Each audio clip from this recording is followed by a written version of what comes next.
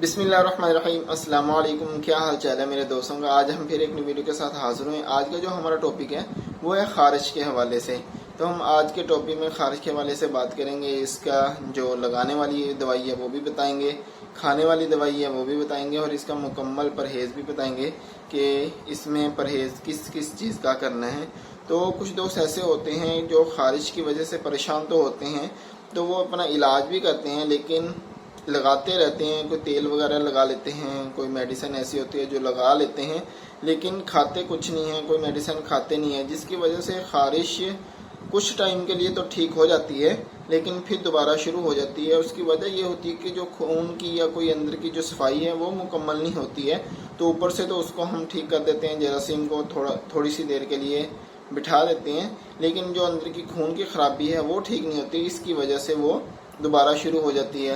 تو کچھ دوست ایسے بھی ہوتے ہیں کہ کھاتے بھی ہیں، میڈیسن کھاتے بھی ہیں اور خارش کے اوپر بھی لگاتے ہیں لیکن پھر بھی خارش ٹھیک نہیں ہوتی ہے۔ اس کی وجہ یہ ہوتی ہے کہ وہ پرہیز نہیں کرتے ہیں۔ کیوں؟ اگر آپ ایک ماہ بھی اگر میڈیسن کھائیں تو ایک ماہ میڈیسن کھائیں، ایک دن اگر آپ پرہیز نہ کریں، کوئی بد پرہیزی ایک دن کر لیں تو آپ کی خارش دوبارہ اسی روٹین پہ آ سکتی ہے۔ کیوں؟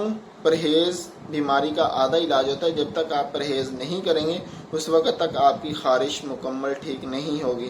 تو آج کی ویڈیو ہم یہ مکمل تفصیل سے آپ دوستوں کو بتائیں گے، کھانے کی دوائی بھی بتائیں گے، لگانے کی بھی بتائیں گے اور پرہیز بھی بتائیں گے۔ تو اپنے میڈیسن کی طرف آنے سے پہلے ہماری ایک چھوٹی سی ریکویسٹ ہوتی ہے کہ اگر آپ نے ہمارا چینل سبسکرائب نہیں کیا ہے تو چینل کو سبسکرائب کر لیں اور بیل آئیکن کو جو بٹن ہے اس پہ کلک کر لیں۔ اس کا فائدہ یہ ہوگا جو ہماری نئے آنے والی ویڈیو ہے وہ آپ تک ٹائم پر پہنچ سکے۔ تو سب سے پہلے ہم بات کریں گے کہ خارش میں ہم کھائیں کیا کہ اندر کی جو خون کی صفائی ہے وہ بھی ہو جائے، اندر کے جو جراثیم ہیں وہ بھی ختم ہو جائے۔ اس میں آپ نے یہ کرنے ہیں، کسی بھی پنسا اسٹور پہ چلے جائیں، اس پہ آپ نے کہنا ہے کہ مجون عشبہ، یہ مجون عشبہ آپ کسی بھی برانڈ کی لے لیں، تو وہ آپ نے استعمال کرنی ہے آدھی چمچ 2 ٹائم، صبح شام، نیم گرم پانی سے استعمال کریں۔ تو ایک آدھی شیشی استعمال کرنے سے آپ کی خارش ٹھیک نہیں ہوگی۔ تقریباً اس کو آپ نے 1 سے 1.5 ماہ تک کے لیے استعمال کرنا ہے، پھر اس کا رزلٹ بہترین آپ کو ملنا شروع ہو جائے گا۔ تو مجون عشبہ یہ آپ نے کسی بھی برانڈ کی لے لینی ہے، اور جو لگانے والی دوائی ہے وہ آپ نے گھر میں تیار کرنی ہے۔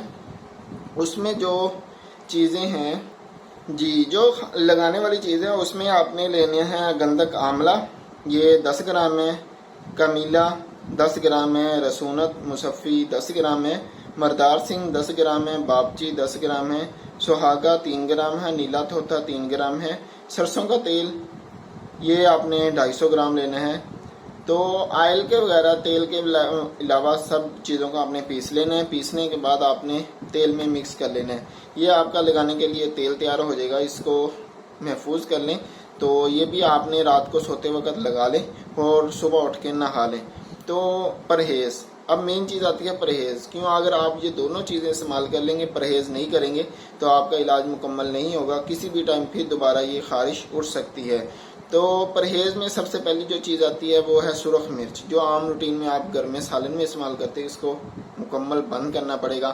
انڈا بند کرنا پڑے گا، چائے بند کرنی پڑے گی اور بڑا گوشت بند کرنا پڑے گا۔ گوشت کسی بھی قسم کا ہو، بڑا ہو چھوٹا ہو، یہ سب آپ نے بند کرنا ہوگا۔ تو ان سب چیزوں سے اگر آپ پرہیز کریں گے تو آپ کی مکمل جو خارش ہے وہ ٹھیک ہو جائے گی۔